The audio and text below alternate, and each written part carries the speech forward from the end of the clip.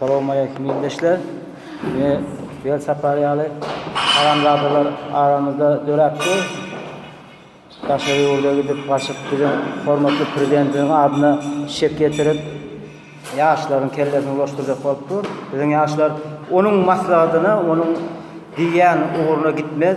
Bel Saparyalı haramzadalar bizim uğrumuza ornuyor, kaydıp beri gelmeye de yüzüyor. Bel Sapar'da. Ya olmasa hani özünde neme olsa, vicdan olsa, ar namus olsa, öz yurdun için neme bir zat ettin mi?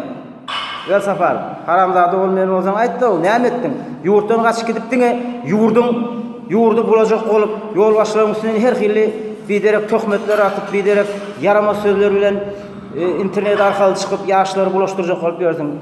Hudaya şükür bulaşmaz. Hiç açanam, bizim yurdumuz var ha.